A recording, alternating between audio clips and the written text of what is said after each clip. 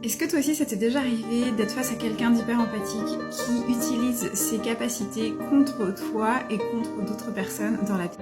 Quand on parle de personnes hyper empathiques, ce qu'on entend, c'est des personnes qui sont capables de ressentir les émotions et les sensations des autres de façon très claire, très simple et vraiment précise.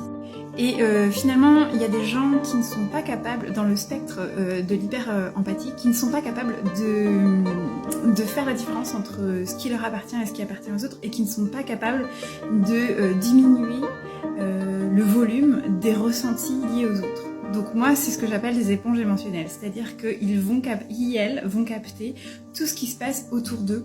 C'est notamment ce qui fait que c'est hyper épuisant quand tu es hyper empathique d'être dans des contextes de groupe pendant longtemps et encore plus avec des gens que tu connais très peu.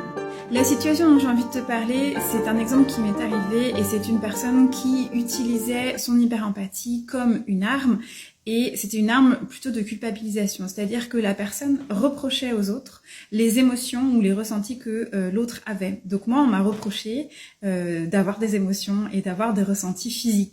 Et en fait, c'est quelque chose qu'il faut pas faire parce qu'en fait, nos émotions et nos ressentis physiques, bon déjà les ressentis physiques, on n'y peut pas grand-chose, mais les émotions, ça fait partie de notre humanité, de ce qui nous rend humains, de la beauté de notre expérience sur Terre. Donc si moi, mes expériences dans mon corps sont très intenses, elles sont très intenses et je n'y peux rien pour la personne en face.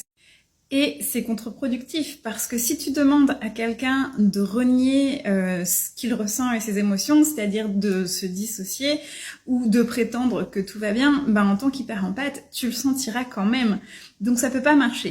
Donc si t'es un ou une hyper-empathe et que tu te reconnais là-dedans, sache que tout n'est pas perdu. J'ai été cette personne, cette éponge émotionnelle qui ressentait tout à tort et à travers, qui ne savait pas différencier si c'était à moi, si c'était aux autres, et c'était très intense, très désagréable pour moi et pour les autres.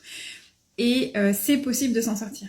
Ce qui m'a aidé vraiment, c'est de réussir à trouver mon centre et à partir de mon centre, savoir trouver qu'est-ce qui est à moi, qu'est-ce qui est pas à moi, et à partir de là, baisser le volume des ressentis quand ça appartient aux autres. Les pratiques qui m'ont aidé, ça a été notamment beaucoup de yoga, des pratiques assez sobres, assez strictes, assez simples aussi. La méditation, mais ça je faisais ça depuis toute jeune, la pleine conscience, la respiration, c'est vraiment un triptyque gagnant. Et à titre d'exemple, pour te montrer que c'est possible de sortir de l'éponge émotionnelle, en tant qu'hyper-empathe, je suis maintenant capable de faire des manifestations. Alors j'y reste pas 4 heures, et si j'oublie de me protéger, je mets des jours à m'en remettre. Mais je peux faire des manifestations 1 heure, 2 heures, et savoir encore qu'est-ce qu'il y a à moi, qu'est-ce qu'il y a aux autres, et pas en ressortir complètement vidée et lessivée. Donc c'est possible.